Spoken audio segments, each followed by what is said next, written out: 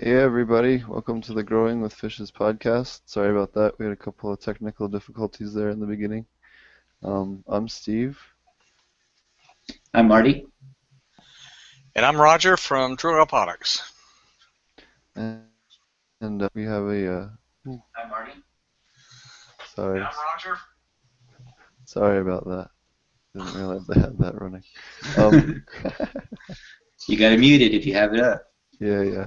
I haven't had the podcast yet since I got back. I What had the? delayed. So what we do every week is we talk about aquaponic cannabis growing and aquaponic growing and cannabis topics, and we have different. We're gonna try to bring on a lot more guests here in the future, and hopefully have a guest, pretty regularly or every episode, ideally. And yeah, so I'll, I've had just got back from Jamaica. Um, it was really fun down there. We can tell by Doing a your bunch of audio stuff. quality. Yeah, my audio quality is probably much better now. We're looking at setting some stuff up down there, and we'll have a bunch more information on that soon. Um, what else do we have here? I'll be out in Humboldt County here in the next month or two, before we go back to Jamaica. So we'll have some cool stuff to go show you guys there on a project that we'll be working on. And uh, we had a funny story from one of the Rastas was telling me before I was leaving is they were heard some people sneaking up there to raid the field the one night, and they you know threw some rocks down or whatever to scare them, and somebody returned back with machine gun fire, and they didn't know what to do, so they climbed up to the top of the ridge and started rolling boulders down at them. And they did it for 45 minutes, and finally the group of people down there left. And then they hear off in the distance a whole little convoy of army vehicles fire up their engines and go away. And it was like a bunch of the army dudes that tried to raid their field at night, and they didn't even realize that's who it was. They just were trying to protect themselves, and I don't know. I just thought that was a really funny story. This was back in the 80s. It's efficient, that's for sure. Everywhere's steep down there.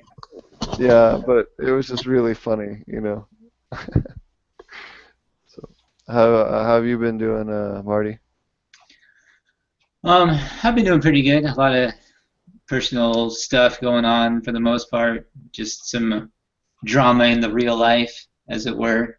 But so yeah, I was actually gone for a couple of days, and I had somebody feeding my fish for me, so that worked out okay. But when I got back, I think I told you, Steve, right? I had lost some catfish, so that was kind of disappointing. And I still don't know exactly what it was. After I talked to you, I tested the ammonia again, and the first time it came back 3 before I talked to you, and so I tested it again after that, and it came back at 1. So I ran the test 5 different times over an hour just to see, and it comes back different every time. So I think there's something wrong with my test fluid Yeah, or something, because it should come back way more consistent than that. Um, so I ordered another test, and it's going to be here in a couple of days. But I already did like 50% water changes or more. So, but I don't know if it was like an infection or if it was actually was the ammonia or what. But anyway, I knew must that have the system was nitrogen. lacking in plants, so I was trying to accommodate for that in water changes, and I hadn't had an issue doing that before. And I've actually had ammonia come back at 3 or even 4 before I do water changes. It's never been that much of a problem, even though it is high. And you said it's high specifically for catfish, and this is the first time I've ever done anything with catfish, so live and learn, as it were. I probably should have changed the water sooner, done something different, or maybe my ammonia test isn't really working at all. So I obviously got to check more into that. But when the other one gets here, I'll let you know how that turned out. But I did finish the indoor system, which I posted pictures of. Hopefully, you guys were able to check that out. So Was able to get that finished up and get some plants in it last night, so that's exciting. Everything seems to be going really well with that, and it pretty much looks like the back, except for with beds instead of barrels. So not too much different. I really like that liner stuff. I think Roger, I think you posted about it a couple of times also, and sell it there in your store. And that Ultra Skim liner is really easy to work with, and it's pliable and durable and all that stuff. So I used it to build out both the 6x2x2 bed or tank, excuse me, and then also I think they're about 2x3.5 or so. The beds that are on top of it. So it's nice to get that all done. So now I'll have, the only thing I have left to build out is the shelf on the other side with another vegging area. So I'll have 2 vegging areas on the end and the flowering in the middle. It's about 6 foot by 8 foot in the middle between the 2 shelves, wrapped in Panda plastic. So it's working out pretty well. That's what I've been doing. Awesome. Steve, are you there? Yep. Oh, so the issue with the catfish and ammonia and nitrates is that they absorb stuff through their skin as well as when they're respirating, because it gets much higher nitrogen in their blood. That's all, because they don't have scales. It makes it uptake it quicker. Right. Roger, why don't you do you want to introduce yourself and then tell us about what you've been up to in your grow, and then some other stuff about maybe some common issues and stuff like that. Absolutely. And I'll go to that catfish thing he was going through as well, because I've seen it before, something similar, losing a couple of fish. Anyway, one of the questions, and you sent me an email from a gentleman earlier, Kadak, that had asked about us. Let's see, wanted to know why we actually grow aquaponically, and I'll get into what we actually do after I introduce myself this way. Several years back, I got really ill, really sick, went to the emergency room, and I spent a week there.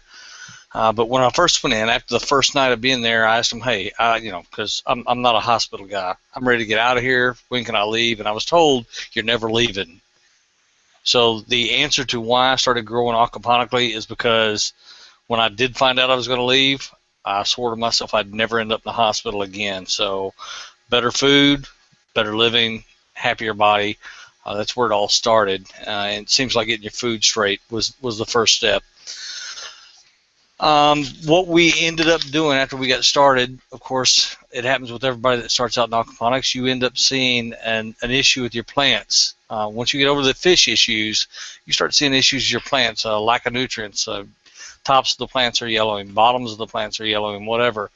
And there's very simple and easy and fairly cheap things you can do to correct that.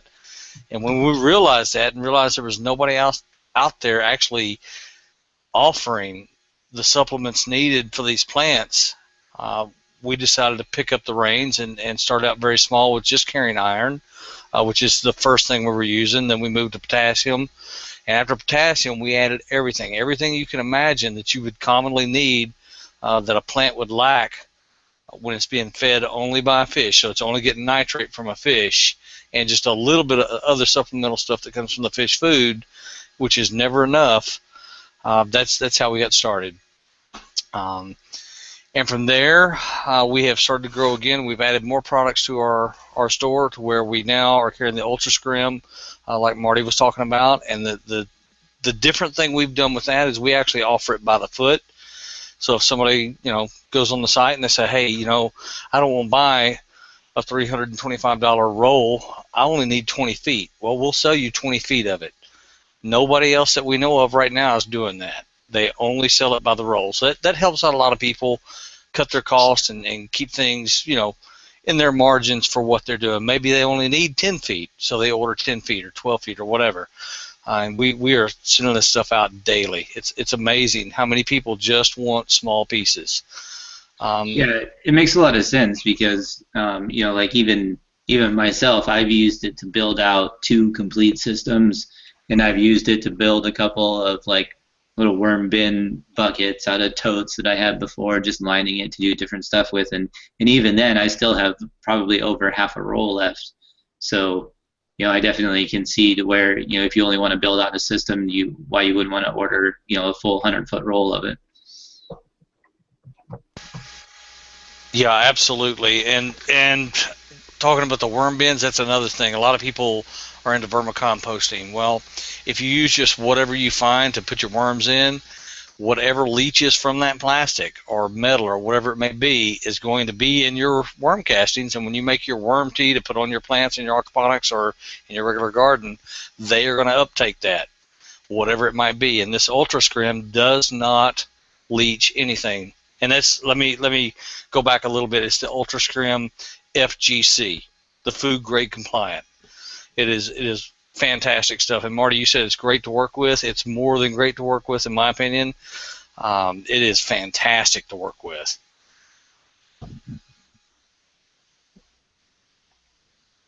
So, why don't you tell us about what kind of grow that you got going on? Well, right now we're actually in the middle of pulling a lot of plants out, but what we were growing, our primary crop here is tomatoes, peppers, and okra, our primary crops rather. And we've pulled a bunch of plants out. We're at that stage where we're coming out of spring, going into summer, and our plants, most of them are about a year and a half old. And we found that's probably a pretty good limit. That's where you need to start pulling your plants when we're talking about fruiting vegetables. Go ahead and get rid of them to start new, and the new plants are doing fantastic. We're also looking at some. Go ahead. Did you do clones off of your old stock, or did you just do new seed stock? We did clones for some and new seed stock for others. We wanted to change some of our plants from one type of cherry tomato to another to look at different productivity and see how it go. But we also took clones from the originals. That way we would have our original production already set in, going the right way. We've also added, and this is one of the products we carry on our site now, is a Raft Master. It's just a 4x6, not very big, but it's big enough. We threw some beaver rafts on there. If you look in our group, you'll see the pictures. Fixing to put video. In fact, we already put some video, but I'm going to add some more. But we've got cantaloupe growing in this thing. We've got watercress. We've got chocolate mint. The reason we're moving our mint and our watercress there because the root systems are so vast that they will take over a media bed. But in here we can control it. We can open it up, look in there. If we got too much roots, we'll just pull some out. Not a big deal. So that's where we're starting with that. And we're also looking at summer varieties of lettuce. A couple of weeks ago, we ordered some seeds. We're still waiting for them to come in. We expect them any day, and then we're going to start sprouting those and see what those summer varieties of lettuce do in there. And unfortunately for us, all we can do is grow edibles. When it comes to cannabis here in Texas, which is where we're located, it's a little illegal yet. So we're having to hold out and just learn with you guys, and when the time comes, we'll jump right in. Now, Texas is coming around, right? You guys have had some recent legislation that it's closer than it's been. Yeah, there's some medical bill, I think. I'll double check here. Yeah, I've been hearing a few rumors about it, but I haven't seen anything concrete yet. So hopefully before too long, come around, because it's to be honest, it's about people getting some help that they really need. We've got people leaving here and going to Colorado and Oregon and Washington that have kids that have seizures and stuff, and they can't get the medical help they need here that'll do those kids any good. So they're doing what they have to do, and when you uproot your entire family to do it, it's a real pain. Right, or risk going to jail for medicating your kid, which there has been somebody from Texas I was reading about not that long ago, and I don't know if she's still being prosecuted or not, but basically couldn't afford to do both, couldn't afford to medicate and move, so chose to stay where she was and medicate illegally. So it was it's unfortunate to see our tax dollars wasted on such things, but hopefully Texas is coming around with the rest of the nation. So they passed the bill, and it says that the law demands DPS give at least 3 licenses to growers by September 1st, 2017. So slowly but surely. Yeah, so it looks like sometime maybe next year. you know, ideally. You never know with cannabis law, though. It's a That's it's a right. crapshoot. And even when you get stuff passed, you could be like Marty and have them suddenly come in with new local ordinances. Right, that's for sure. You never know what's going to go in from there. So, but there's nothing wrong with edibles. I have what on my front porch. I have the salad bar, which is where I have all my. I think I posted before, where I have all my lettuce and herbs, and I grow that kind of stuff along with my medicine. Also, I grow companion stuff, greens and different various herbs and kitchen herbs and stuff are great to grow in there. I grow a lot of peppermint as bait plants and different things like that, which we've talked about before. So and I started doing that before I started growing cannabis. And basically, once I was able to grow the good tomatoes or the good peppers, either one. Peppers are good because the stock is similar, like Steve was talking about. But tomatoes, nutritionally, are essentially the same. If you can get nice big ripe tomatoes, you can get nice big ripe buds. And so basically I did all fruits and vegetables up until that point also. And then I stopped listening to all the people that told me I couldn't grow cannabis this way and did it anyway. So yeah, I definitely really enjoy growing all the greens. In that one little section of my front porch, we grow enough lettuce for 5 of us to eat every day, and we just constantly eat it and harvest it until it starts to slow down, and we'll replant a different section and let it grow up and then pull the other ones out like you were talking about. Lettuce for us seems to get about we probably get about 7 or 8 good regenerations out of it before I feel like it starts to slow down. So usually about 5 or so, I'll throw in some seeds in a different spot and let those start to come up, and so that way we can get sort of a perpetual harvest going on. And so I love the edibles. Roger, how big is your system that you guys are growing food in? Well, we're running multiple systems. We have one that's now, since we added the Raft Master, we're looking at about 700 gallons, so it's not huge. And then the other Yeah. one is about 650 gallons, also not huge, but there's enough food coming out of those two systems. It feeds, as far as fresh veggies, and we're talking tomatoes. The other system I haven't even talked about. We grow eggplant and all kinds of stuff in that. But Mm-hmm. there's enough fresh veggies coming out that it feeds myself, my wife, my mother. My brother takes quite a bit with his wife and their 2 kids, and we still are giving stuff away. And when I say giving stuff away, we're giving away basil, tomatoes, bell peppers, eggplant, spaghetti squash. Spaghetti squash loves aquaponics, by the way. Mm-hmm. For people that are on certain diets, spaghetti squash is a must, and you can do so much with it. But yeah, the systems aren't huge, and they don't have to be. The fact that they can grow so much in such a small area, if you design it correctly, is phenomenal. And so let's touch on you guys, like you were saying, you're in a non-legal state yet, but it looks like the possibilities are coming along pretty soon. Um, as far as plant, and we touched on this once or twice before, but as far as plants that are good for practicing, peppers are one of the best. They do real well both in dual root zone or in other methods in aquaponics. And if you can crush it with yields on your peppers, and then you're going to do great. You can also pinch and bend them. You can train them. You can LST them. You can crop them. In all the different ways like you would a cannabis plant, and it'll work just behave very similarly as far as structure and training and how to get used to that. So that is a great option to think about.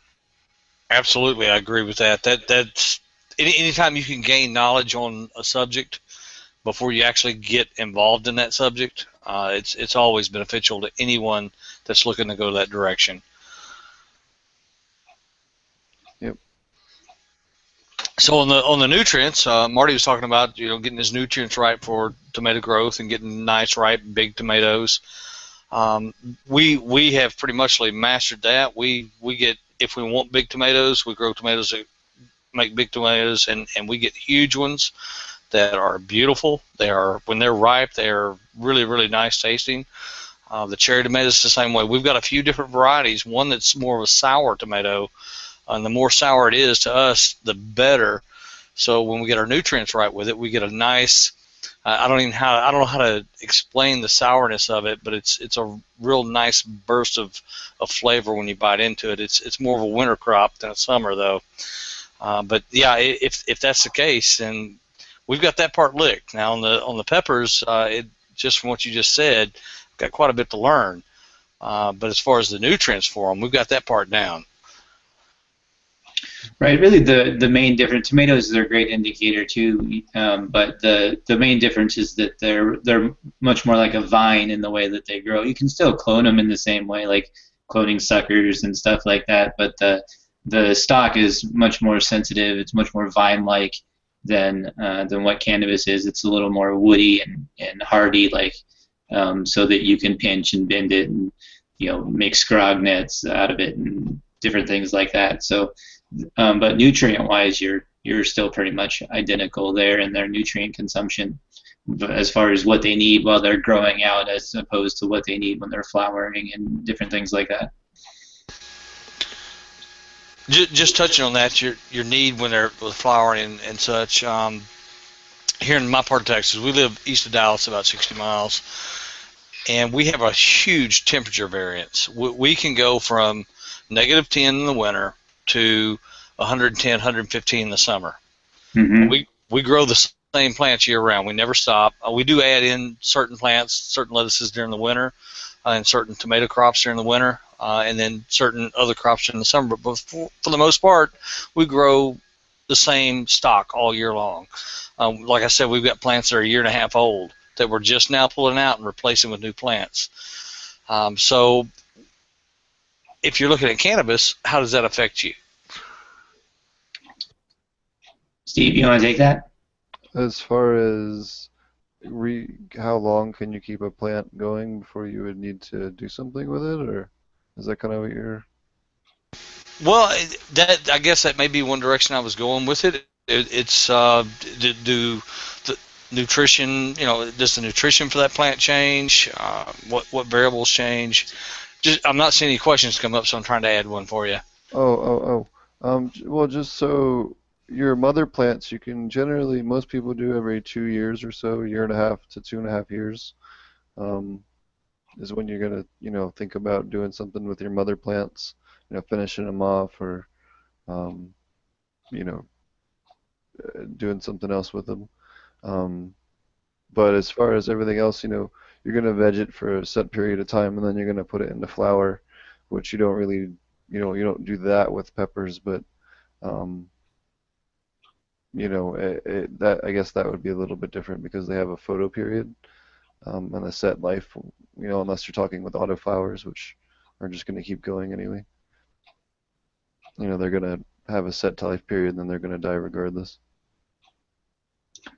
Right. So cannabis is a little different in that they, because they have that period, you have completely different stages of growth. So vegging means that they're growing taller and they're still growing leaf structure, and once they go into flower, so they start receiving less light or longer dark periods, however you want to put it, that trigger the flower cycle, and then they stop at some point getting taller or fatter, and they start producing flowers and buds, and that triggers the death cycle for the plant. Once it's gone through and flowered out, essentially it would, in its mind, it's dying off for the winter, and then its seed stock would then regenerate the next crop year. So in terms of the process of how it goes, basically, generally you're consuming a lot more nitrogen in the beginning, right, in veg while you're building all that plant structure.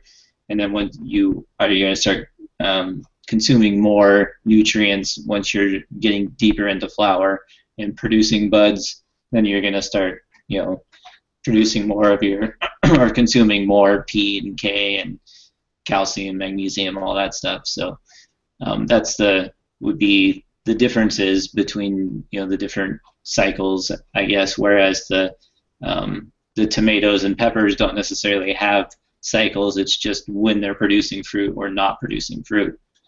Does that make sense? Yep. Yeah, absolutely it does. Absolutely.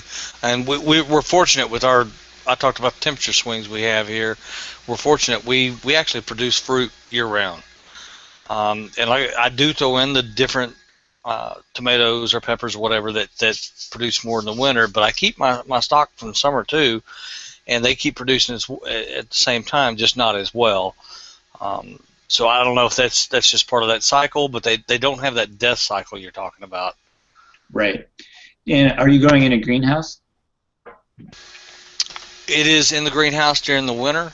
During the summer, Right. we open it up, so it's wide open. We do keep a roof over most of the system, but we do take in some fresh water from rain. And lately here in Texas, we got lots of that. Yeah, I'm sure you do. So you can actually like monster crop peppers if you have a cold enough temperature period where it's cold enough to put them into dormancy, but not enough to kill them, and you completely defoliate them. You can bring them back out, and they basically will super crop. Which super Right. cropping is when they grow just a ton of branches real densely. Um, in Basically, the cannabis, plant thinks that it survived the wintertime, and now it goes back into a vegetative cycle and starts growing leaves and plant structure again, and will essentially restart. yep. So, But, and it grows significantly more branches. yep. But Pretty- you do is you take a plant that was potted, you defoliate it, mostly put it in like the fridge or something like that for a day or two, or some other really cold area, maybe your basement or something, and let it chill down for like a day or two. You gotta kind of almost shock it, um, but not kill it. And then um, after about a week, you can completely defoliate it, and then bring it back up after about another week or two after that, and it'll. Interesting. Yep. But Very yeah, interesting. there in Texas, I mean, I'm sure it gets cold enough you can just put it outside. Yeah. If it's -10, you Yeah, can just well, set it out there for a Well, little bit. You should be good. you don't want them to put them out if it's freezing because the frost will damage it. But if it's down to like 36, not 36, but like 38, 40, enough to cold shock it. Right. well, fortunately, we never get that cold in the greenhouse. We actually heat our water. We don't use any kind of air heater in the greenhouse, and then that water in turn heats the air. But we've never seen temperatures that low since we started because we heat the water. Right. And that works great. I did that a lot at one of the R&D greenhouses we worked with back when I worked at Aquaponics Source. That works really, really well. In fact, we had some solar heaters incorporated into that too to help save on fuel and all.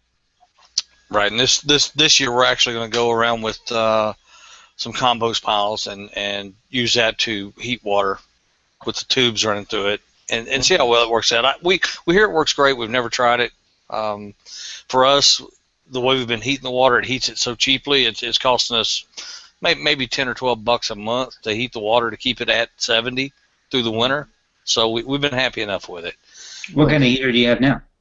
It's one we actually build and carry in the store, and we bring in a stainless steel heater element, which it's not necessarily hard to find. It's just hard to find a supplier that you're sure is going to give you exactly what you asked for. So people will end up when they'll buy these heater elements, they'll go to Lowe's or Home Depot or whatever, and they'll find a stainless steel element, but the base of that element will be copper. So in zinc, and in 3 months your fish are dead. Yep. Right. So you've got to be very, very careful with that. And we've gone through a lot of research and a lot of work with a certain supplier, which obviously I'm not going to reveal, but we get 100% solid stainless steel heater elements, and it's the base, the plugs, everything, every part of it, even the screws are the same steel. And that's one of our requirements we had to have because we didn't want any chance of anything killing somebody's fish.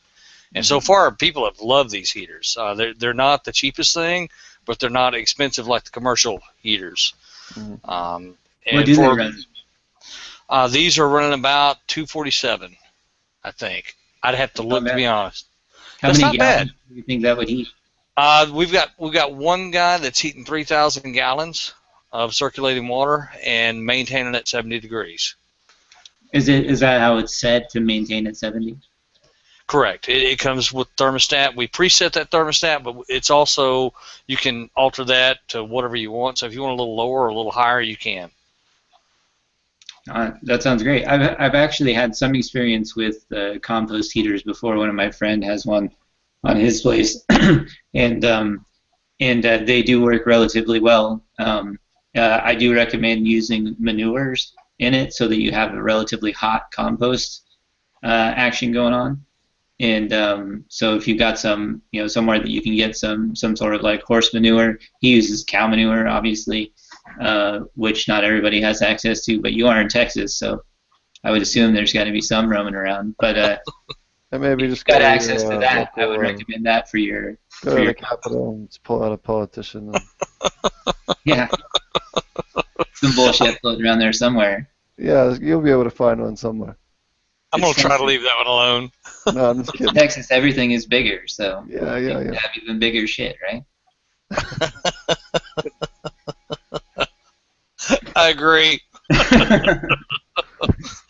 So anyway, for the compost heaters, they've been in use for a long time, so they're obviously effective, but only to a point, and you have to make sure that you're maintaining your compost, and that's some work, but obviously not a lot once you get it in place. So I think that you could probably easily spend $250 worth of at least time on building a compost heater, let alone materials.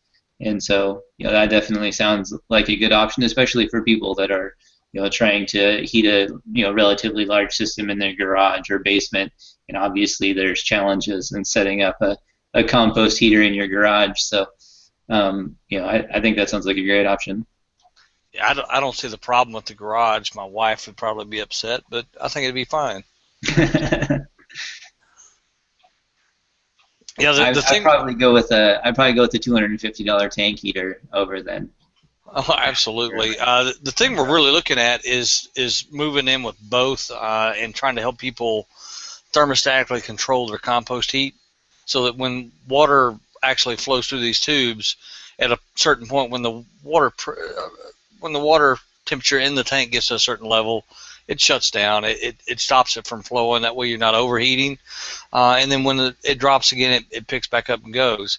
But then if you were to couple that with the tank heater, when the water dropped to a certain level below that preset, it would kick in because possibly something went wrong with your compost.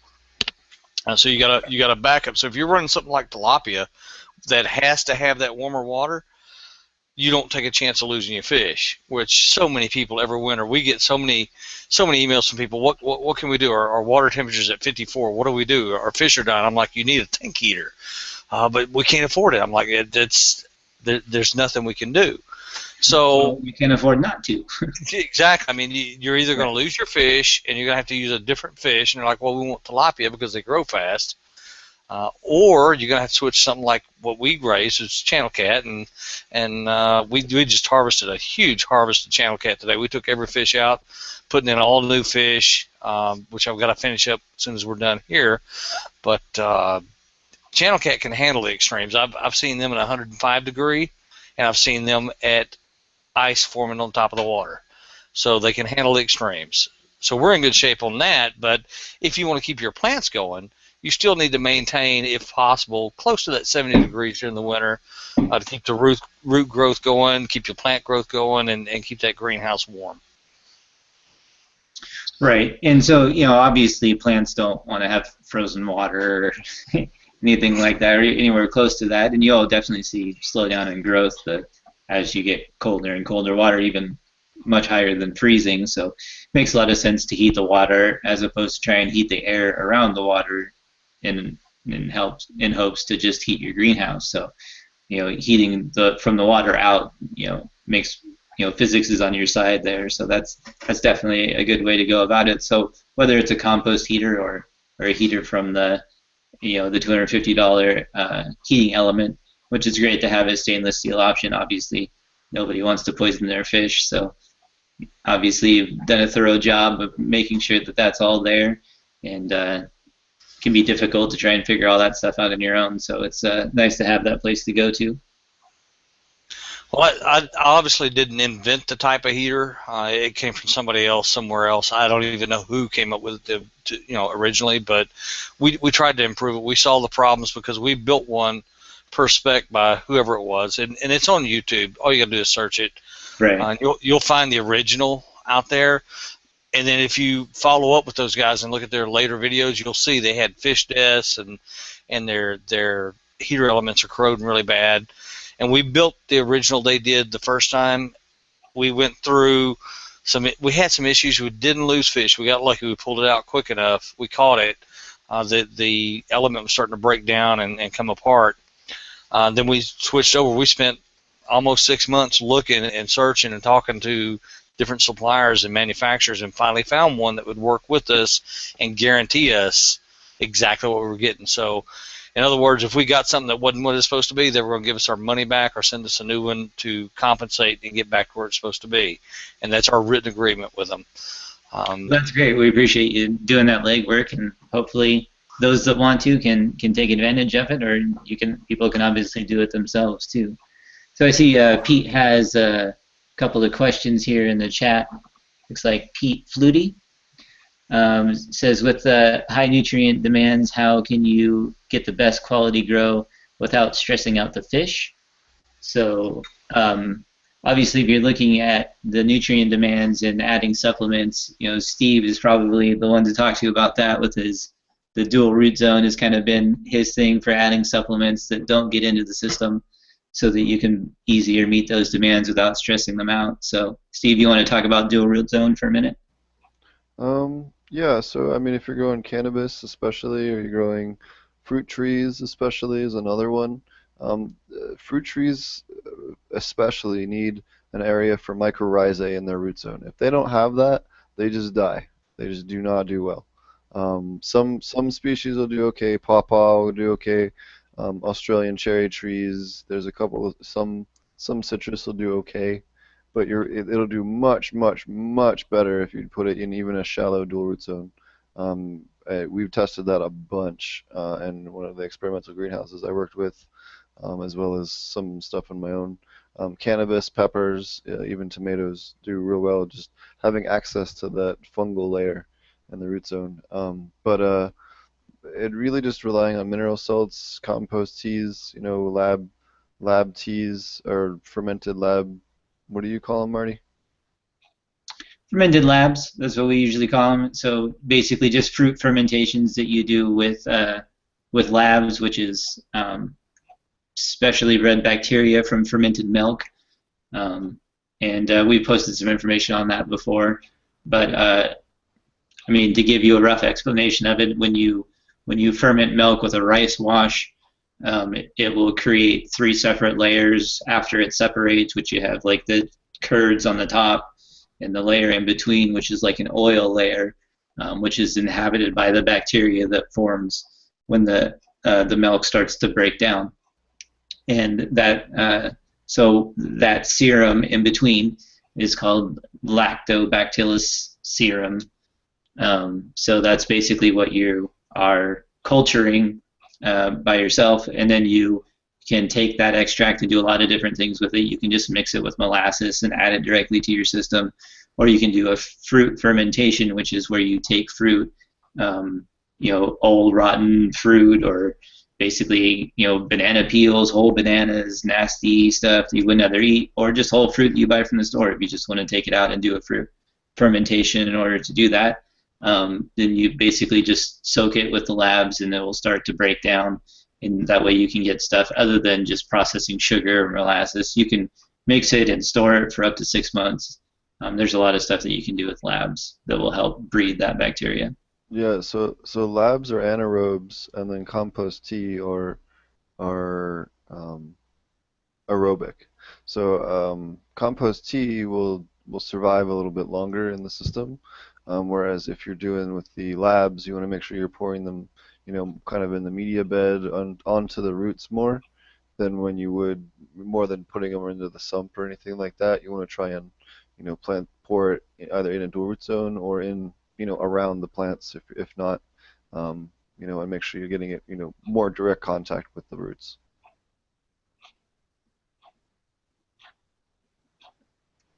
All right, and so let's see. Pete also said, my other concern is that the pH needed by the plants to prevent nutrient lockout is a lot lower than the 7-ish that the fish need. How big of a problem is that? So the pH at 6.8 or 7, 6.6 to 7 is real good. Roger, do you wanna? You said you also could help him. Do you wanna talk or answer the this question or the high nutrient demand? How can you best uh, get the best quality grow without stressing out the fish? Absolutely. And stretching your fish is a big deal because if you stretch your fish, you lose fish, right? It's a very good question. And I like what you guys are talking about. I want to learn more about that and always learning. I think the most important thing for any of us to do is continuously learn and continuously grow our knowledge base so that we do better. Now, as far as not stressing your fish, if you're using nutrient supplements like we carry in our store, obviously you don't want to dump your nutrients right on top of them. If you're using media grow beds, we suggest that you add your nutrients at the water inlet, so that'd be where the water's dumping into your media beds or into a sump tank, and let those kind of mix in a little bit before they actually get to your fish. And a lot of times we'll tell people, especially with really large systems, and we've got some clients that have systems. Well, I'll tell you about one in Texas. I won't tell you the name because I'm not cleared for that. 22,000 gallon system, and that's fairly large. And most people will say, "Oh, wow, that's big." Well, we've got another one in Belize. Again, I'm not cleared to say his name, but it's 120,000 gallons. So it's absolutely huge, and he's rebuilding right now. Just spoke to him earlier, so I'm not sure if he's still going to be 120,000 or if it's going to get larger or smaller. But we can't wait to see because he grows some really fantastic looking stuff. The most important thing to do is either not dump on top of your fish, or if you have no choice but to dump nutrient supplements into your fish, cut them with water and add a little bit at a time. So it takes a little bit of time to get it done, but you're not stressing your fish. And the other question was the pH concern. For the most part, your nutrient lockout when it comes to pH is going to be with iron. And you can look at the charts and see it. You'll see things will come up and go down a little bit here and there, but your biggest lockout is going to be with iron.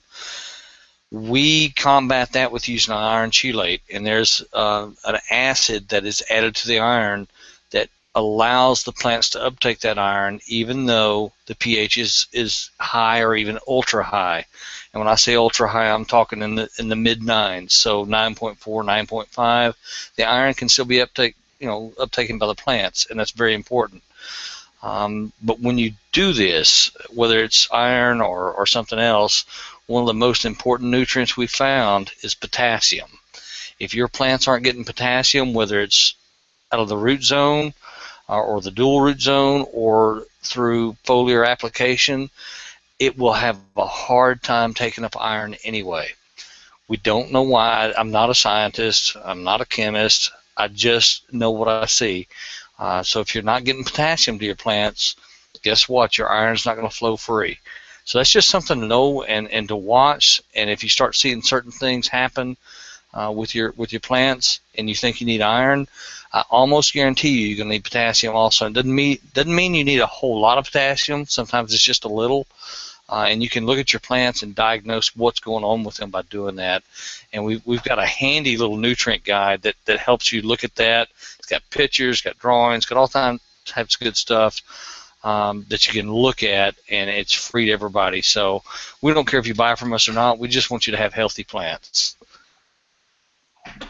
Right. Yeah, those are a lot of great points there, and I think that we had touched on previously a little bit about nutrients locking out other nutrients, and so I think a lot of times you might have a nutrient available that is being locked out. If you're lacking, say, iron, then you can lock out other nutrients along with it because there is such not a balance. Didn't we talk about that a couple episodes ago, Steve? Steve, you're muted. Yeah, he's muted. I didn't hear that, but if you got too much calcium, you lock out Your iron. potassium.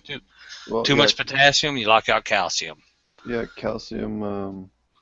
Yeah, so actually, if you go and you type in, there's a chart for all of this, and it's called Mulder's chart, That's the one. Mulders chart, and just type it into Google, and then hit images, and there's a whole bunch of different diagrams. But it basically, there's a couple different versions of it, but it shows you. In fact, I'll post. See if I can get this. This is one of the better ones. I'll post this in the chat, and we'll see about getting this into the thing here. So you can actually get, there's an Australian company, I forget what the name of them is, it makes a little potassium test kit. But there's a couple of different companies now that have potassium test kits you can get. If not, just dosing it regularly and following your directions on your dosing is really, really helpful. Yeah, so it looks like iron is linked to copper and zinc on this one. Yep, no, iron you can test easily. No problem. The problem we've seen with testing iron is that every iron test we've seen so far doesn't differentiate between iron that's soluble and iron that's non-soluble. Now, you guys may have some insight on that. If you do, Oh, I'd yeah. love to see it. Yeah, use HANA. The HANA tests are real good for that.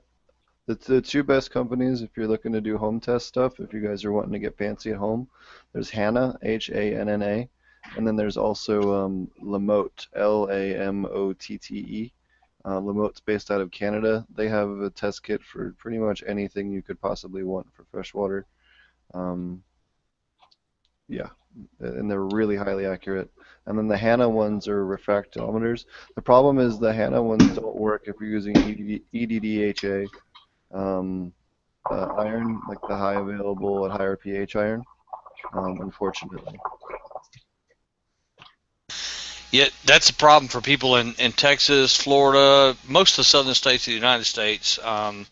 We all have high pH water, and we combat that. We work with that, but still, a lot of people still use the EDDHA iron chelate because of that high pH that they can get their nutrient uptake. So that's a real issue, and the real big problem with it is it turns your water red. It looks like you had a shark attack. Yep. And it makes it impossible to get any time of photospectrometer. Like if you try to get like a good higher end ag test on it, Correct. It screws up the ability for it to test. So. Now some of the tests, like let's say you're using the API Masters test kit, Mm-hmm. some of the tests come out accurate enough. pH, ammonia. It's when you get to the reds, when you're looking at something that has a red in the column, that's where it messes with you. And we found it's actually only about 5 points difference. So in other words, we have pulled water out of a system, dosed the system, checked both sets of water just to see what the difference was. Do I call that accurate? No, but it at least gives you somewhere you can look at with that API test to see where you're at when it comes to nitrite. Yeah, exactly. So those are, I've probably used API test kits at least 50,000 times, maybe more than that. Working in the pet trade, doing aquarium maintenance, just mass testing large systems and stores and stuff. And as long as you keep them the right temperature range, that's the thing that screws with them the most. But they're in general pretty accurate. Well, the other thing that a lot of people don't do is the ammonia and the nitrate. You're supposed to shake the part two, and if you don't shake it, it'll absolutely give you a screwy result. And then the other thing is that you're supposed to wait 5 minutes for all those tests, and a lot of people don't wait the 5 minutes. Those are the two biggest mistakes, I guess. One other thing to add to that shaking or lack of shaking, once or twice of not shaking, and your kit's ruined as far as those tests go, because you pour out parts of those solutions that won't mix with it later, because when you do decide, oh, I should be shaking this, you start shaking it, part of the solution's already gone and it's unbalanced, so the kit after that is never good. Yeah, it will drift for sure. See, now I can blame my little brother for my ammonia test being off, so that works out well. Thanks for that. Yeah, Whether something it's like true that. or not, I don't know. I usually try to be pretty thorough in it, but it could have been anybody. But it's definitely not accurate now. Whatever happened with it, like, yeah, my ammonia test, and it is an API test kit. Just bought it at the pet store, so I'm sure it's probably just, and I'm sure was not kept inside of its temperature range. So for whatever reason, it's not accurate. But I can blame my little brother now, so it works out. So those are So great questions. Thanks for that, Pete. Hopefully we um, answered them for you. I wanted to talk a little bit about molybdenum, especially in regards to cannabis, but it also applies to other fruiting and flowering stuff. Molybdenum, you want to keep about zero point zero 0.05 ppms, but you can get it up as high as zero point 0.1 ppm without really causing much issue. Some strains, especially some of your Kushes and your really, really purple, really, really black, really, really blue, really, really rainbowy colored cannabis will dramatically benefit from upping your molybdenum, which is the MO on the periodic table. Um, and so the best ways to dose that is you get a couple different options that work in aquaponics. There's sodium molybdenate, which normally you wouldn't recommend someone dosing something with sodium attached to it, but the sodium in this case you're dosing at such low rates that you're going to have no long-term buildup. You're not going to have to dose this very often. So it's not something that if you're individually dosing or boosting, but especially if you're doing strains that get purple, and really, really, um, uh, really colorful, really dark, really blue, really, really, really colorful herb, we'll do this. Or if you're getting a lot of color, not color, temperature, if you're getting really cold nights and stuff like that, this also helps Mm. the plant with cold stress. It's like an Um, antifreeze kind of yeah, it helps thing the for the plant plant, right? Yeah, it also helps the plant produce what amounts to basically a type of antifreeze to keep it from freezing. But molybdenum is also responsible for the plant being able to break down nitrate and converting it to nitrite, and then converting the nitrite down to ammonia. It's responsible for those two enzyme production.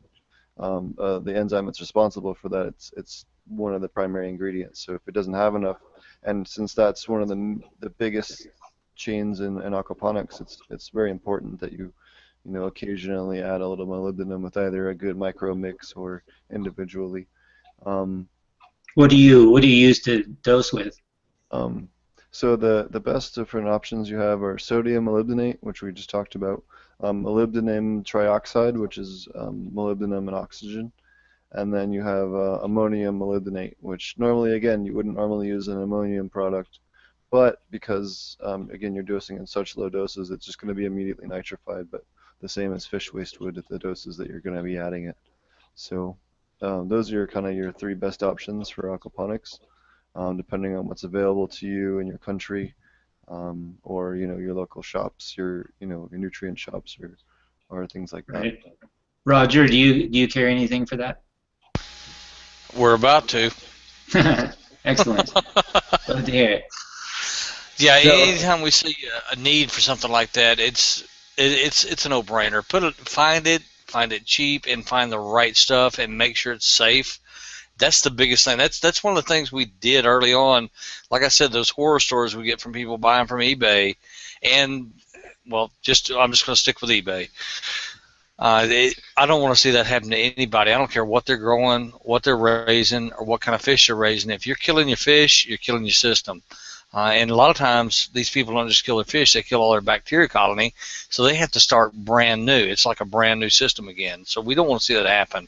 So yeah, I'll be looking into all three of those, because if there's an opportunity to make sure people get the right stuff for about the same price, I'll be honest, I don't make much money doing this, but I do enjoy it. It's a passion, um, and just like you guys, what you're doing, trying to help and teach, it's a passion for you. We strive to do that. That's a big deal to us. And when we have people come back to us and say, thank you, hey, last year I lost all my fish because I bought from so and so. This year I bought from you, and it worked. It's still working. That just, it's everything to us. right, there's nothing worse than feeling like doing your due diligence and then like falling prey to somebody who didn't do theirs. So, like you were talking about the heating element, or you know, maybe not the best supplements that are sold, or different things like that. So it can be frustrating when you think you're buying one thing and you get something else. You think you've done your homework, and then just because somebody else didn't want to give you what they were supposed to. I've heard a couple of horror stories myself of receiving things that were, like supposed to be supplements that had baking soda in them, for instance. Yikes. So one of the other things that molybdenum does is molybdenum also helps the plants convert inorganic phosphorus into organic forms that the plants can use more.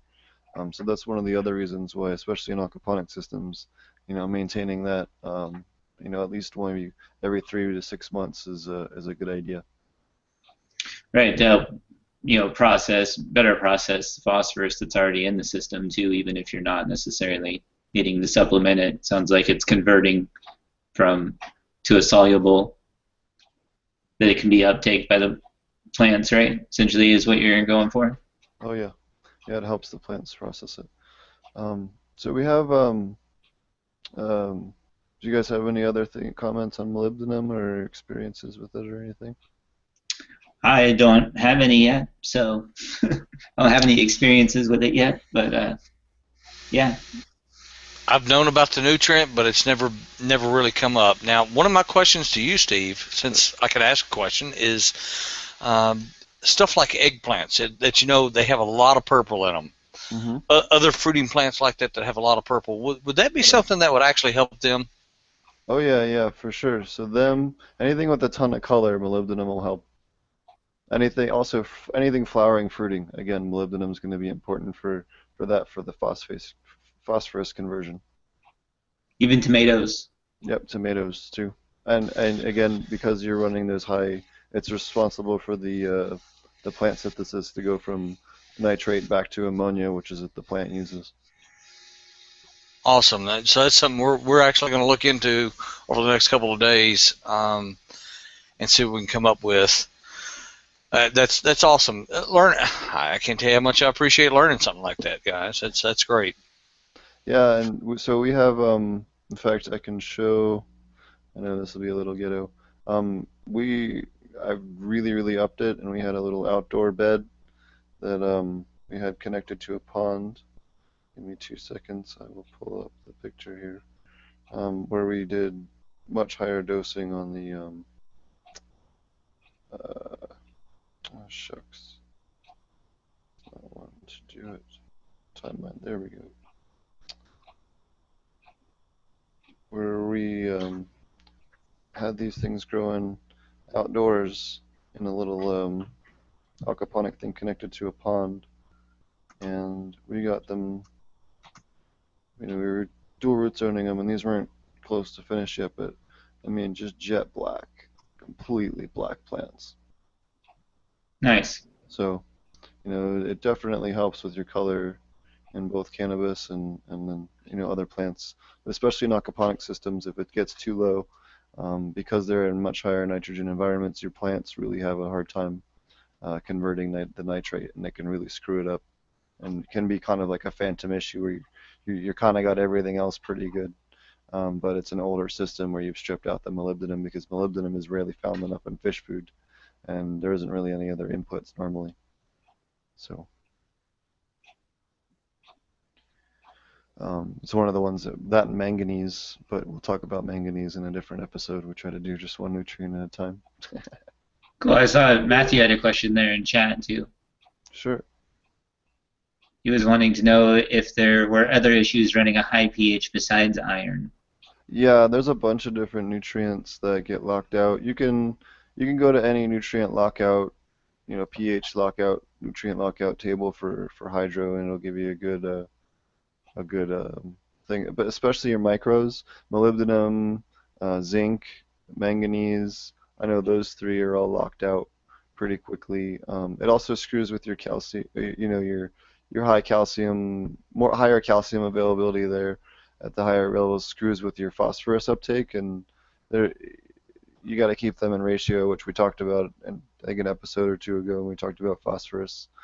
And I think again when we talked about magnesium or So I think calcium. the overall strategy is to shoot for 6.8 and then supplement with the iron, which is still technically locked out at 6.8. So there are more issues with high pH than just iron. And if you check the lockout chart, but sort of the generalized strategy is to shoot for that 6.8 and supplement iron. Would you say that's the simplified version, Steve? Yep. In fact, I was trying to find a chart. Yeah, if you can hit that 6.8 and just do that, and then use the Fe DTPA iron chelate, that's great as long as you've got enough of the supplements in there to do what you need to do. Now, if they're not existing, like potassium's not a natural born substance you're going to find in aquaponics. You're going to have to add it somehow. Now, one thing I want to caution people on, a lot of people don't know this, there's another iron out there. It's called FeEDTA. It's Yep. actually a broadleaf herbicide. Yep. It'll kill everything in your system. It'll kill your fish, it'll kill your plants, and eventually, if you get enough of it, it'll probably kill you. Although I can't back that up because I've never seen that happen. But be careful, because, and the reason I say be careful is you can buy the FeDTPA and it looks exactly like the bad stuff, and that's what happens a lot on eBay. People will buy this mid-range stuff that you can use at 6.8 and it doesn't change your watercolor much, and they get sent this stuff that is a broadleaf herbicide, and that's one of the things that we ran into, where people were losing fish and losing plants, mostly fish. And one of the reasons we really kicked off the Aquaponics store and went that direction with it, to make sure people got exactly what they ordered and not some cut down version or cheap version, because this other stuff you can get really, really cheap and you can sell it for the same price. Mm-hmm. So you make a whole bunch of money, but you kill people's fish, and they don't care. Yeah, that's terrible. So that's just something to watch out. That's something to watch out for. It is terrible. People have no scruples when it comes to making money. So it's a terrible thing to see happen. Thanks, Matthew. That was a great question. Yep. So we have another question we got in from KDAC from an email. He said, first, we'd like to hear why True Aquaponics grows aquaponic. He talked about that earlier. And he also asked if you grow cannabis and why, which you also talked about. He says, last week you talked about a little about ferments. I'm trying to make this hobby as cost effective as possible, and the Korean natural food farming method seems to be promising. What is your experiences with the ferments?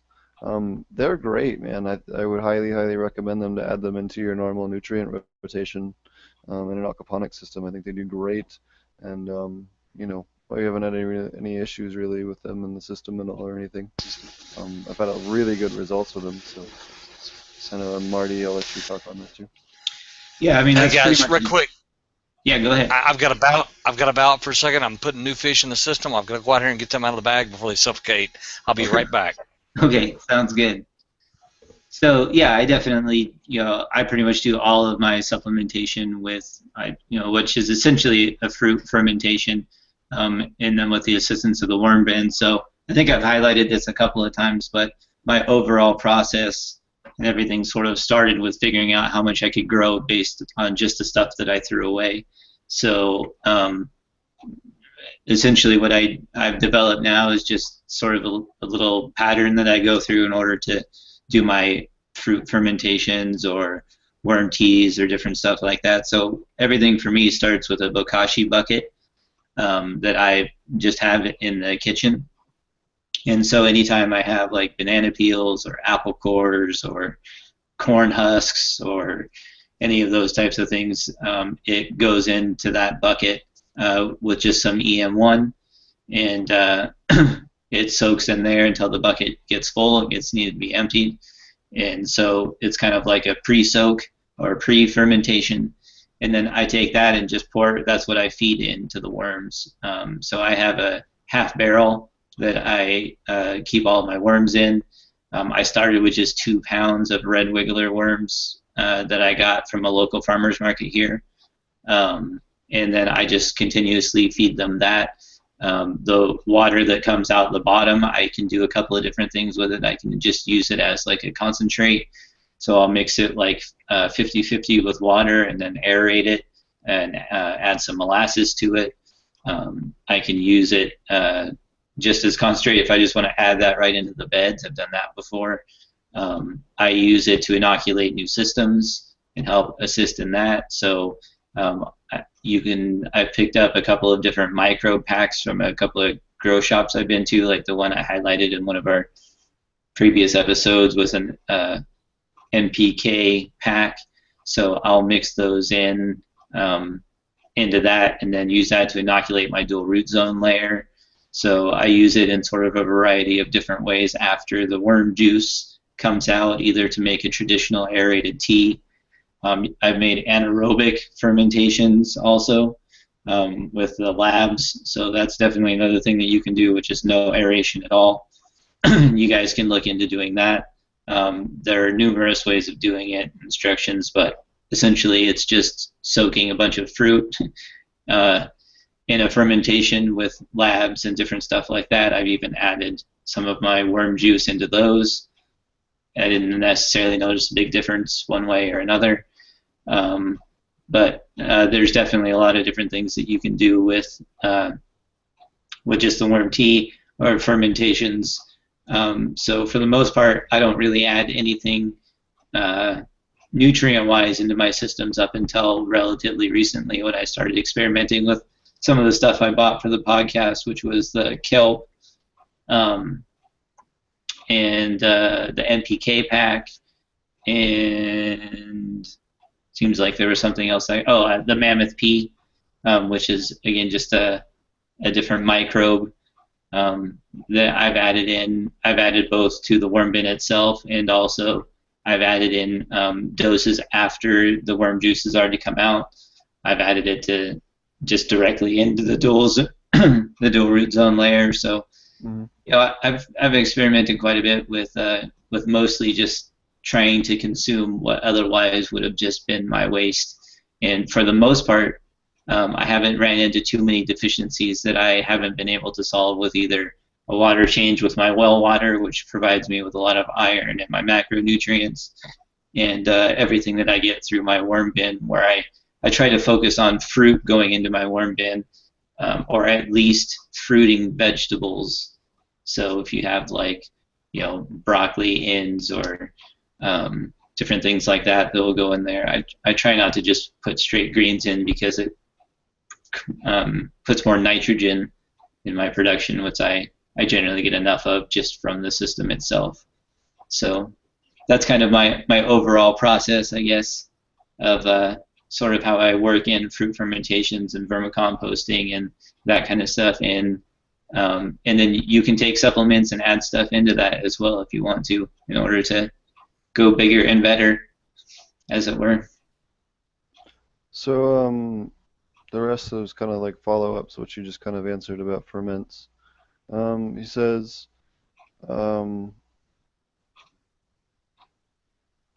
he has some questions about crayfish. We'll actually do an episode where we'll cover.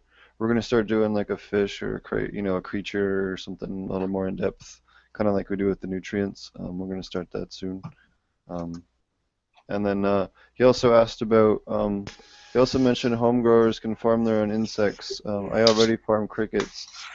Tell us more about which insects you can farm that are advantageous in your garden. How are they implemented in your garden? As far as beneficial bugs, there's a bunch of different species. The ones I would recommend the most are beneficial nematodes by like a country mile. They work really good for an enormous range of pests. But as far as the insect and fish food production, I think we could probably do a whole episode on that and cover that real in depth, and that might be a better way to handle it rather than doing that. But yeah, if you raise crickets, that's a great way. I like roaches. They're my kind of favorite one because they breed and they're real high in fat and protein and calcium. They breed really easy, and you can produce enough to do even a commercial size grow with just a freezer or something like that. Black soldier flies are popular also. Yep, they're another great one. One thing a lot of people don't think about is a bug light above their aquaponics system, above the fish tank. Yep. Bug lights are amazing because two things happen. One, you feed your fish, which is great, and it's not a full-fledged feeding, but it's something. But you also draw away moths and other bad insects from your plants. And we are very successful doing that as far as keeping caterpillars off our plants. We do get hit from time to time, usually once, maybe twice a year. So we have to go out and actually spray our BT to get rid of the caterpillars. But that's it. Without that bug light, for the first 2 years without the bug light, we were getting hit and overrun with caterpillars. We were losing entire crops of Brussels sprouts and kale. Anything that was cabbage-like, we were losing because of the caterpillars. Now, since the bug light, no problem. We do have the problem once or twice a year, but it's not like it was. So that's just one other thing you can do with the bugs. Yeah, it's great. Just be mindful if you're doing a commercial grow or something like that, it is a potential entry point for pathogens. So for home grows, that's really good, but if you're doing a commercial grow, that might not be your best option. I agree. But no, that's awesome. That's a great solution for insects and all that. I've never heard of that being that successful. That's great to know. Yeah, we definitely use them outdoors to draw them away from plants, and we're probably the same way in that we still get hit a little bit with caterpillars, but I would say that definitely would recommend it outside, and over the fish tank. Just be careful that it's not falling in the fish tank. That obviously would be a bad situation. So.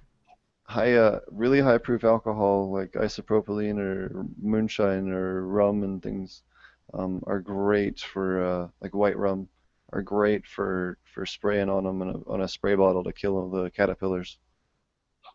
Right.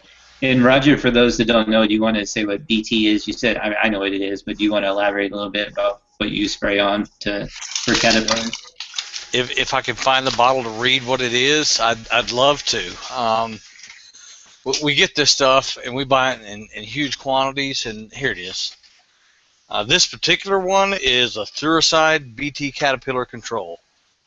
And it is all natural, like I said. You know what it is, but this stuff is not something that's going to kill your fish, not going to harm your fish, not going to harm you.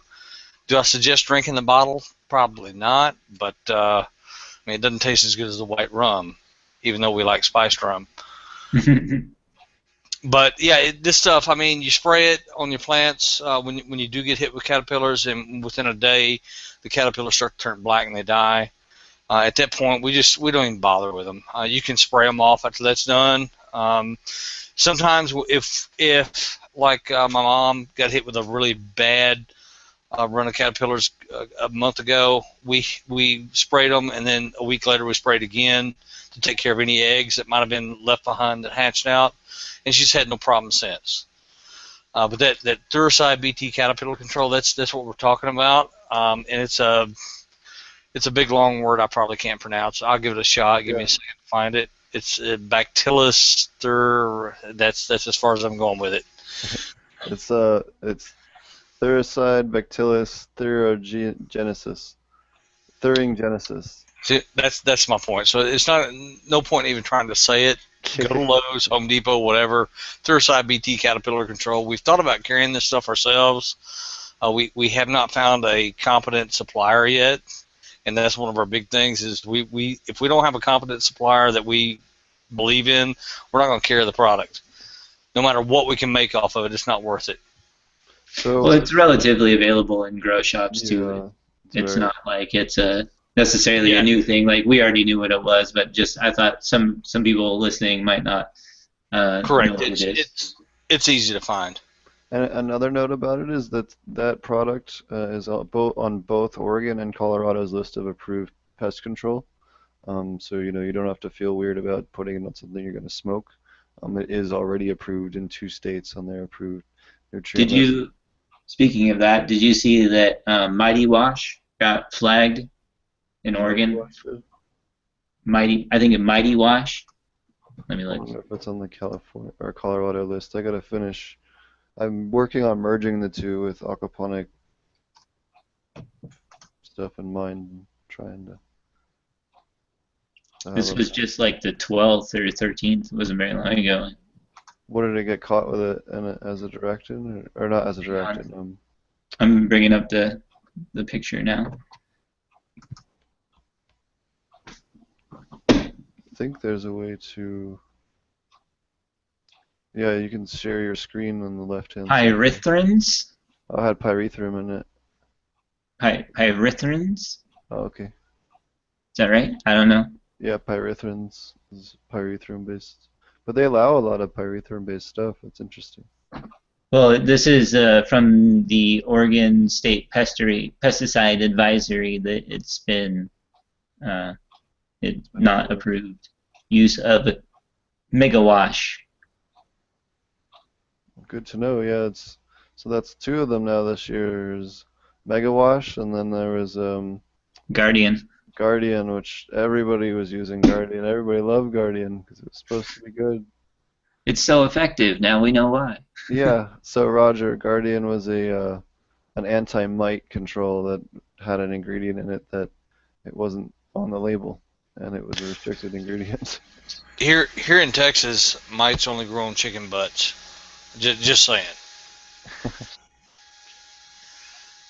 So anyway, I don't know if anybody watching, I thought that was worth announcing once you said something that reminded me of it. So I don't know if you're using it or if anybody else is, but don't use it if you're in Oregon, and probably shouldn't in Colorado, because most of the time once Oregon picks up on, or any of the states pick up on something like that where it's not listed in their ingredients, that's going to get banned in the next state. So. Yep. And they'll retroactively do it too. Like just because you sprayed it on there 2 months ago, and you harvest doesn't mean they're gonna let you go through it and grandfather your herb. They don't do that. Yeah, you're not gonna like the answer, but the answer is if you've used it, you need to tear everything down and start over again, which obviously sucks. But it's when you say tear everything down, you're not talking about tearing an entire system and greenhouse and plowing under and starting brand new, are you? You're just talking about pulling out. Yeah, but you're talking like $500,000, $1 million worth of plants, $300,000 worth of plants, and all of them are that you just spent nutrients and power on, and you're gonna get no return for all of those. Well, then I say pull it and use it yourself and start over. Yeah, well, they're not allowed to. Yeah. That sucks. Yeah. Right. And not that I'd ever condone use of the black market, but that always exists. I'm gonna act like I didn't hear it. I'm gonna act like I didn't say it, so that works out. Yeah. What have you guys heard? What? What was I gonna say? Oh, Marty, did you want to tell us about how an update on the Oregon situation?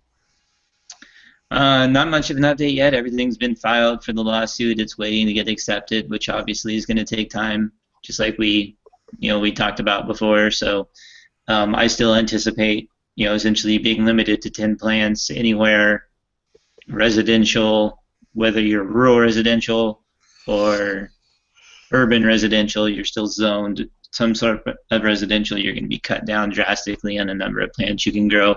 And if you want to grow outside at all, then you have to essentially pay for their non-compliance permit, which I still don't understand that, but you can have a permit to be out of compliance. It just seems like that should just be a permit. But yeah, if you don't have the permit, you're out of compliance. If you have the permit, you're out of compliance. Why would you pay it? But basically, it's just wow. Yeah, I mean, it's basically so that they can, at some point, take it away from you if they can get legislation through in order to do that. So that's still the same. It's probably going to be the same. I'm probably, not probably, I'm planning on paying I think it's $1,500 for the permit itself if I get accepted, and it's like $163 to apply, which I don't get back even if I get declined. So altogether, it's like $1,643. I think that it's going to cost me to be able to grow in my backyard. So that's fun. But they are getting sued, and eventually that's hopefully going to change. But I'm not at all thinking that that's going to happen for this year. So I'm pretty much just planning on my 10 for this year, and yeah, so that's not really much of an update. We're just waiting for it to get accepted. I guess the pesticide thing is really about the only thing that has changed so far. So that's been it. Other than that, season's pretty much underway here. You know, the most people are in the ground or putting in the ground already. So you know, veg will run over the next couple of months, and then we'll hit flower. So yeah, that's pretty much where we're at here. I think that with everything starting up already, you know, since people are already putting plants in the ground and season is already underway, there's not really much in terms of legislation that's going to change for this season. So I think it's going to do exactly what they wanted to do, like I talked about before, is create a vacuum in the market and cut out a bunch of people that don't otherwise want to grow or that can't really afford to grow. So it's been a little disturbing to talk to people that aren't going to be able to afford to effectively grow their medicine. I mean, when you're talking to like a 70-year-old lady who uses raw cannabis leaves to make her oil for her arthritis, and now it's going to cost her another $1,600 so that she doesn't have to set up a grow room at her tiny little house. It's just, I don't know, it's ridiculous and discouraging and makes me don't feel like I live in a free country. But other than that, it's been pretty much the same. And that's in a state where it's legal. So Yeah, that's in a legal state that we're dealing Yeah, with. imagine where I live. Yeah. And I don't even grow this. I'll be honest. Right now, I'm not a user. I don't need it. But if I had a medical need, I could see wanting to. Mhm. And that I've never understood why it's illegal anywhere. It doesn't make sense to me. It should be a plant that grows on every corner, everywhere, for people that need it, and for other stuff, textiles and fuel and you name it. food. Because it directly Food. competes with pharmaceuticals, that's why. Well, exactly. It's money. It's all about money. Yep. And that money is the reason why it's been legal as long as it has been without the feds cracking down on it. The states are making out like bandits as far as taxes. And as long as they keep padding the pockets of the right people, it'll stay legal. Yep. But that's why you're seeing these like Ohio's first draft bill. I haven't looked at their new one yet, but their first draft bill was basically like a cartel of Yeah, of 10 that's the one growers. that Florida was the same way. Yeah, Ohio. but Florida passed. They had it on lockdown for like 3 years. Yep. Ohio at least Ohio voted it ran it down. up. Yeah, when Ohio ran it up, they had it set up to where only certain people could grow, and they were a big business. And isn't that the one? Right. No, but Ohio just passed a thing like Yeah, yesterday. the second time around they just passed it, or not passed it. I think they're putting it up to vote soon, right? No, the governor just signed it into law. Oh, I thought. I haven't heard about that one. Hold on. Yeah, just Anyway, between the that's 25th basically what state. it was it was basically just creating a monopoly. And that's what happened in Florida. The same thing is still happening there. So I haven't heard of any, I mean, I don't stay up on Florida news or anything, but I haven't heard of that changing. Or they basically just create monopolies. And so Oregon was drafted to sort of prevent that. And then now they're just basically trying to still do that, but on the city and county level as opposed to the state level. So Yep, so the bill is called House Bill 523, and John Kasich signed it last Wednesday. It'll take effect in 90 days. Whoa, wait a minute. John Kasich signed a pro cannabis bill. Yeah, well, don't get me started on politics, I'm but shocked. he's Well, I didn't mean pro. to go into politics, but I'm shocked. No, there's a lot of Republicans. Cannabis legalization is a very bipartisan issue. There's prominent speakers in both the right and the left, and has been for at least a decade. Not in It's one Texas. of the not blanketly, but there is very adamant supporters on both halves of the coin. yeah, that's true because obviously from a financial standpoint, they can clearly see the benefit to that. And So the states' rights.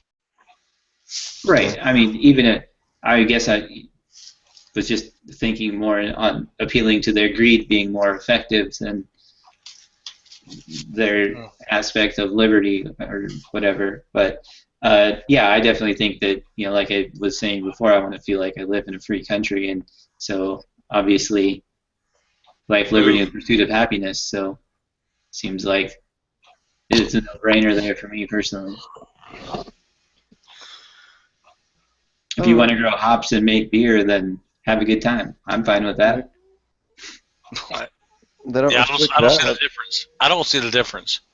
Yeah, they don't restrict hops. You can make. There's no limit on the amount of beer you can brew. Oh, you mean you don't have to track every seed that you crack and how Yeah, much bud it produces and where it goes and how much alcohol you made out of it? Because that's what you have to do in Oregon if you want to be a grower now. yeah. Actually, if you ask my wife, I do have to track all that. Yeah, well, that's Hey, for other purposes. That's different law that's enforcement. my problem, right? That's marital law enforcement. Yeah. It's way more threatening. Wife aggro, wife aggro. All right. So in that can I use this section, we try to do products. Marty, did you have anything you wanted to touch on this week? I got 2 products. I don't actually. I haven't been anywhere to get anything. So next time I hit up the grow shop, I'm gonna grab some more of that, some more stuff from that MPK stuff because they had a few different things I thought that were interesting. Like they had a silica packet that was basically just powdered, some sort of powder supplement you had, but I didn't have time to check it out when I was there last time. I grabbed those microbes and stuff, but I'm gonna grab a couple of those things and see how I'm they gonna work. I'm gonna have some fun with TSA and bring a bunch of nutrient fertilizer with me, and I come out to Humboldt, and it should be close enough to where the 2 of us can get together. Maybe we can do a podcast sitting next to each other or some shit. I'd have some fun or something when I'm Cool. out on the West Coast. So I'll bring you some goodies for you to try and test out, and we'll have some fun. Sure, we'll find something laying around. Yeah. Um, we had somebody ask about Hygrozyme. I couldn't find a real good ingredient list for this on their website or anywhere else. If you happen to be able to find one, that would help me out. But I couldn't see anything reason why you wouldn't want to use it. But I don't see anything that beneficial in it that wouldn't already be found if you're doing everything else right. Especially if you're using compost tea and labs, I don't really see the need for it. Or if you're doing your kashis and stuff. Um, And then the other one was biocozyme, and I wouldn't recommend that because it has ammonium sulfate in it. It's also a 222 across the board, and you don't need that nitrogen. That's what um, that's what your fish are for and all that. So you really want something that's at least a 134 or a 122 or something that's lower in nitrogen. That it's just the nitrogen's too high and it's in the wrong form. It's immediately available as ammonium, so it's going to spike your ammonia right off the bat. Which can be a huge problem. And then he also asked if adding a recharge to your aquaponics system, how much do you add and should it be kept strictly in the soil zone? No, you can use recharge as much as you want in the soil or the water. Um, and as far as how much you add, just follow the directions on it as both hydro and soil directions. So, use as directed, I guess I would say. Brewing it is always the best. Using it for your compost tea, adding some of it for that as an inoculant is really the best way to go. But um, that's would be what I would have to say on that. Um, Roger, do you want to talk about maybe some common problems you see, or the most common problems, or um, something like that that you run into, or people write you, or you see the most, or maybe a top 5 or something like that? I don't have a top 5 because there's not that many issues when it comes to nutrients. There's a top 2, and I've talked about them a couple times, but it's iron and potassium, and not in that order. Potassium is the top nutrient deficiency in aquaponics, and that's what we see worldwide with all the people I deal with worldwide. Potassium is their biggest lacking nutrient, and again, I'm not talking about the cannabis plant. I'm talking about every fruiting plant, leafy veggies, and what have you. With cannabis, because of my lack of knowledge with it, I'm not sure exactly if y'all have the same issues. Mm-hmm. But potassium and then iron, and the very next one after that is calcium. That's your macronutrients. Then with your micronutrients, it's a whole different story. And you've opened my eyes a little bit to some of that tonight, and I'm glad for that. We're going to do some new research and start adding some things to the store that folks may be looking for. Manganese, molybdenum. That's a really big word. Hey, I had some rum. What do you want? Oh, dude, Hey, we should start rattling off terpenes no, and no. cannabinoids, and then we can really get you in the tongue twister. I can't pronounce them No. either, Roger. Just wait till Steve says it and then say, yeah, well, What that guy over there said. yeah. I can actually pronounce them. It's just if I'm not looking at the word, I don't pronounce it so well. How about that? You can do it. Yeah. You just like rum more. I'm not going to argue with you. What's the acronym THC for again? Boom. What Steve said. Yeah. Another common problem I'm seeing lately is a fish issue. People are losing fish like crazy, and I'm not sure exactly what's going on. We're researching it. We're working with a lot of people all over the United States. Sure. A lot of I can. them are here in Texas trying to figure out what the heck's going on, and especially with catfish. People are losing a lot of catfish lately. Sure. So I can actually chime in on that. Having done a lot of pond work and a lot of outdoor fish work and aquaponic experience, the aquaponic source on there as pretty much the main person that did their customer service, problem solving, and stuff like that.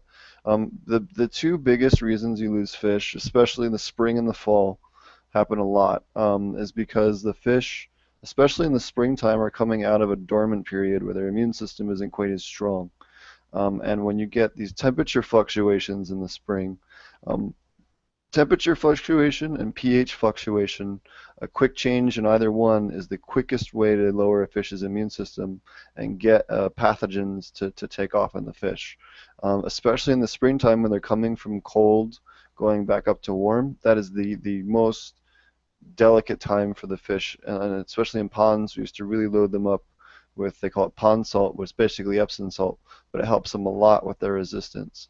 But they definitely, you want to make sure that you're, making sure that you have some kind of heating device in any kind of outdoor system, especially, or any kind of, area that's going to fluctuate temperature. Because of that, and you will lose fish, absolutely. And we used to see it all the time in koi ponds. People lose their catfish. Sometimes they're pond sharks, Chinese hyphen algae sharks, which are a great way to get rid of hair algae if you have hair algae in an outdoor system. Probably the best, and they'll get decent size too, and totally harmless with tilapia, catfish, anything else that you have. They're a real good fish to coexist with everything else, but. Plecos seem to be, Plecostomus also seem to be a little more sensitive to temperature swings also. Yep. But they're also great tank cleaners. Yeah, great tank cleaners. If you want one that's more cold tolerant, again, the Chinese hyphen algae eaters can tolerate anything that koi can. So can your Chinese, they call them Chinese algae eaters, which is like a smaller silver and black guy, little fish that you can get at the pet store. They're pretty cold tolerant, or garas, Gara rufa, panda garas. You think that they would survive being so small in a tank with like large size koi though? Or would you like put them in a sub tank or something? They're super quick and they dart around. So if something came up and even tried to get in there, especially the garas, they're real cool because they climb through your plumbing. Because I have like this one huge koi that's an asshole. Like. Sometimes you'll get murderous koi. I've seen that before too. We have people in Texas like that. Yeah, bigger ones too, right? Absolutely. He just left. So yeah, like I've had plecos in tanks pretty much all the time with koi, and I've never really had a problem. But if I put plecos in with this same tank with this one big ass koi, it's like he just beats the shit out of them. Like you can sit and watch him just like smash him. That's so strange. I like anything that looks different than him, Hmm. he'll just beat the shit out of it. So So you have a like racist koi. it's a racist koi, dude. Like we had you know the ones with like the big eyes? I Yeah, don't know Eat, what they're called, eat but the koi. the Eat bubble the eye koi. goldfish. yeah, the big bubble-eyed ones. Like he would smash them up against the side of the tank until their eyes popped. Whoa. I'm I telling you, I would eat the koi. Yeah, he might become cat food real soon, I guess. But the problem is Absolutely. he's huge and badass looking, so it's kind of. You know, is I mean, super like very down for him. So when it's I'm gonna name him Donald Trump. That's what I'm gonna do. Dude, sell him. Sell him. Name him well, Donald Trump and sell his ass. Somebody Yeah, damn yeah, buy him. I'm sure. somebody will Yeah, buy him. well, he's in Oregon, so I don't know how well that would. He's clearly racist, so obviously I tell you what you do. You ship him down south, you'll sell him. I need to figure out a way to put an orange wig on him. Hmm. Does he need it? Isn't he already Is orange? it an orange koi? It's an orange koi. You It's can name mostly him white actually, which is That's funny. odd. with orange top on him. Mostly white. I couldn't make it up, man. I couldn't I make need it up. more rum. Couldn't make it up. So what So is yeah, what is but maybe a smaller fish, will have more places to hide. you know? That's the only thing I can think of. There was also a topic earlier that was brought up about um, colder water fish options or stuff that can work in colder water, and the other good options are perch. They're a great one, and as well yellow perch are good, as well as catfish, like you were saying earlier as well. Panfish are another good one. Most of your panfish and crappie are real Blue. cold tolerant. Talking about the perch, bluegill is an excellent choice for cold water fish. Yep. So And are crappie. if you're stuck with cold water, and it depends on how cold you're talking. You may have an issue with your plants depending on how cold you're talking. If it's that cold all the time. Yeah, the biggest issue you have with the colder stuff is that your nitrogen cycle slows down. So you do really need Right. to source a colder watered, and you can get bottled colder water nitrifying bacteria, or if you can get a colder water source and get a small bit of initial seed bacteria that's colder water tolerant from a cold stream, like a snowmelt stream or some other cold source that's already adapted to that. That's another option for you as far as sources.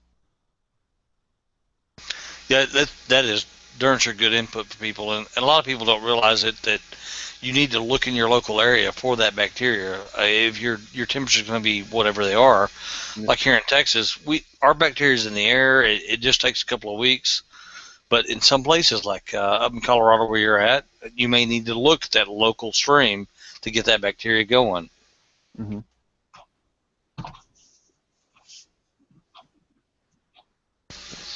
What is everybody's their plants of the? We usually do like a plants of the week that's not a non-cannabis plant. So, what are your recommendations on maybe a couple plants that you like to grow, or your favorite plants to grow in aquaponics? Roger, and then Marty and I knows what's up. And you said non-cannabis, correct?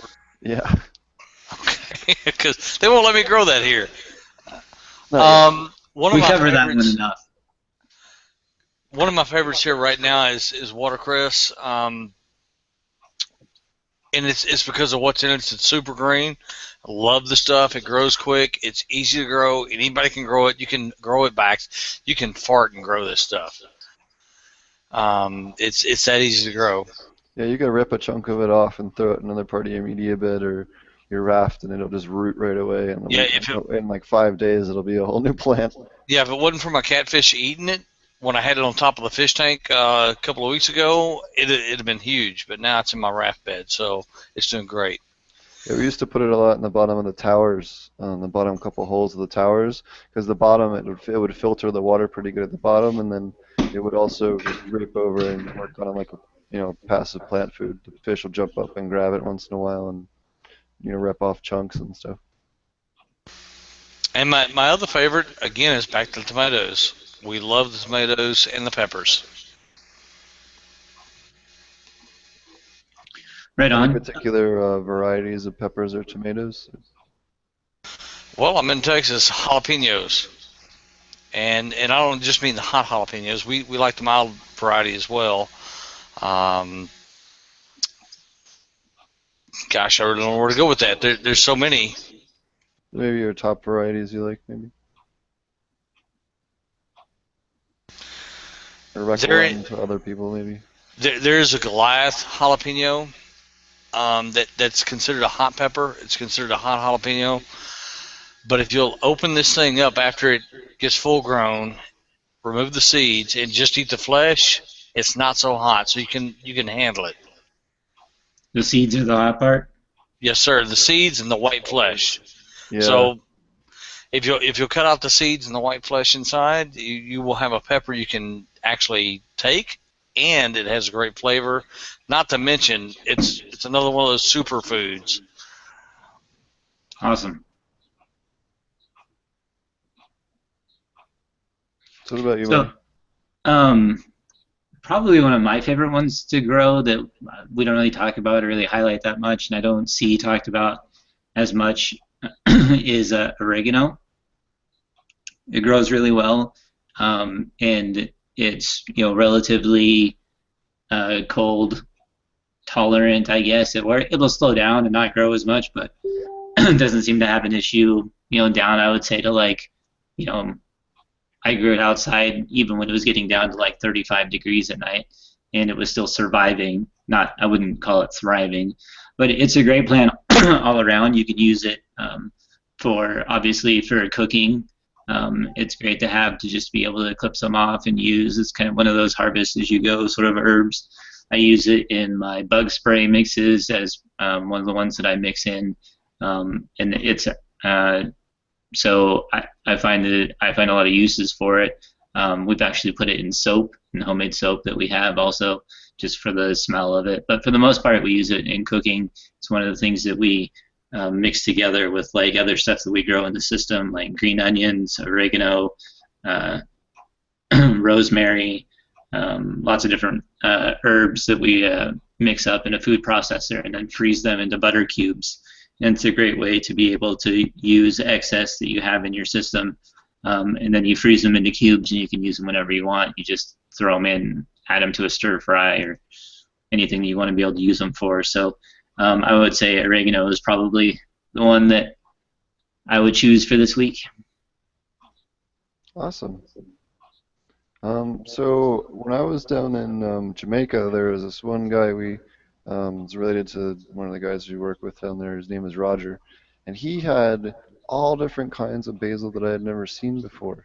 They had like a citrus one, a lemon one, a chocolate one, a coffee one. All Yeah, these different crazy funky basils, and I had never seen like that. And there's that's a what made guy it at the really cool. farmer's market every week. He does that too. He's got like a dozen different kinds of basils and mints and all kinds of stuff. It's really cool. And those all grow real well in aquaponics. Those are some of your bread and butters. What Yeah, kind of cool? basil's a mint, just like well, it is a mint. It's in the same family, so Yeah.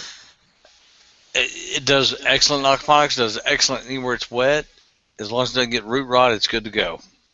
And the basil is also another one you can do a lot of cannabis grafting techniques. Topping it behaves similarly, pinching and bending it behaves similarly. So, it's another one you can practice on aside from peppers. Not quite as good, but you can use a lot of similar techniques if you want to bush it out. Yeah, we got a Thai basil, I think was what it was called from him one That's time. another good one. It was really good, really great in both cooking or just anything. We made some tea with it. It was really good. Really enjoyed it. Thai basil grows really densely as well. That's really good for that. I think they had a jasmine basil. They had all kinds of weird. They had an orange mint. And it was just like he just specialized in random stuff like that. So there was definitely some odd ones, like apple mint. That was probably the weirdest one. That was like, how does that even like? How do you start out? Like, did it just happen by accident? It just happens to smell like apple because it does, or if that happened on purpose or what. I don't know how they get all those, but My question would be, what kind of apple? It smells like a sort of like a fresh cut green apple, All right. like a ripe one though. You know, like just like a yeah, like a green apple that's ripe and ready to eat. If you slice it open, that's kind of what it smells like. So how they achieve that, I have no idea. So hopefully it's not some GMO crap, It but is. It is. No, it not could be not all of breeding. those are Could be GM. Yeah, breeding. there's a lot of funky heirloom varieties out there. Right. And there's also breeding as opposed to just GMO. So Yeah. there are different ways to get variety without GMO, but it does sound Breed. suspicious. Like I don't know, you know, what smells like an apple. How do you cross that? But then again, I've They do that with weed, so it's that all about the weed. Yeah, I was just gonna terpenes. say there's like blueberries. So I've grown it and smoked it. So obviously Well, it like does happen.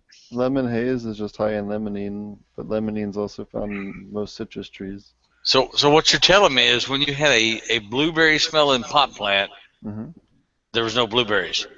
No, what it is That's right. there's terpenes, and the same terpenes that are on a blueberry plant are also found in cannabis, but they're just expressed more in certain varieties. That's how you have these fruity varieties and stuff like that. It's about terpene profile. The terpene extraction is really common in perfume and other types of antibiotics and sterilization chemicals. Limonene used as a cleaner, for example. Um, in a lot of things. But so it's nothing that's new. It's just that no one's ever really documented them all and gotten the profiles out in cannabis.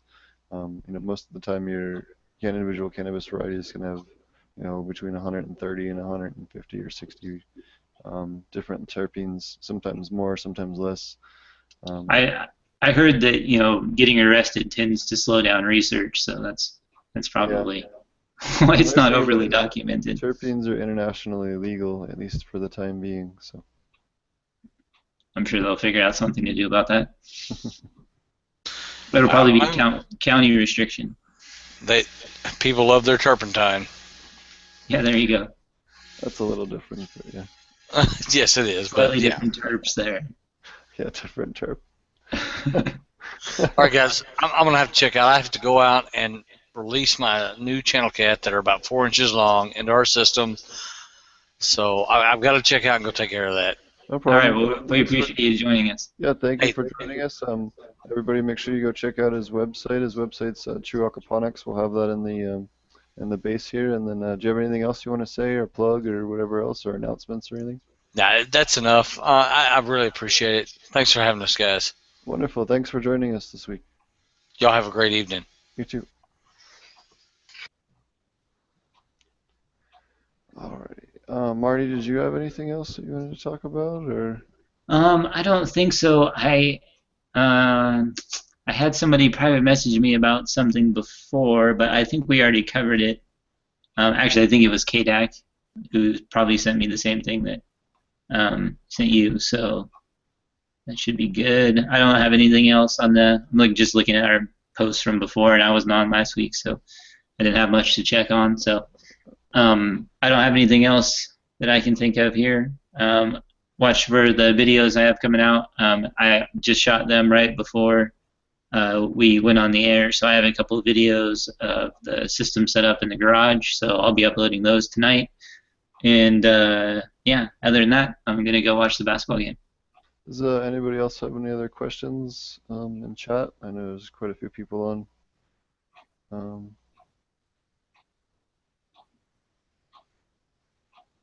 yes, so it's only the terpenes that do the flavor. Limonene's one example. I forget what the one for the blueberries is, but that was just another one that an example. It's found in both plants. It's just found in higher concentrations in some other plants. Plant Builder asked, I would have to say that the cannabis and blueberries have very few, if any, similar compounds. Thanks, guys. Good job. So, anybody else have any other questions before we go? All right, if not, thanks for watching. Marty, you want to mention your channel and how people can get a hold of you or find you and stuff? Yeah, you can, probably the best way to get a hold of us would be either just to comment directly on the videos. We have, my channel is AP Meds, Steve at Ponics. We have the Cannabis Growers group on Facebook. So Aquaponic Cannabis Growers is the name of the group, so you can look us up on there. We post our builds, videos, pictures, everyday kind of stuff to that. It's a great place to have discussions outside of the podcast. So definitely look at us there. We also, I remember aquaponics groups on Facebook. You can check those out. There's lots of them, UVI aquaponics, aquaponics. There's 2 of them just called aquaponics, I think. So you can always check out stuff on there. Lots of good information. And yeah, that's about it. So my website and channel is my website's potentponics.com. My YouTube channel is potentponics. Thank you to Atria Hydroponics for providing us with stuff to give away regularly. Key to Life was the same deal. And thanks to Dude Grows and RealGrowers.com for hosting us over there on dudegrows.com. And yeah, and thanks again to Roger for coming on the show this week and answering questions and talking to us. So definitely check him out. There's links to all of our channels and websites and stuff in the thing description at the end. So thanks a lot, everyone, and we'll see you guys next week. All right, thanks, guys.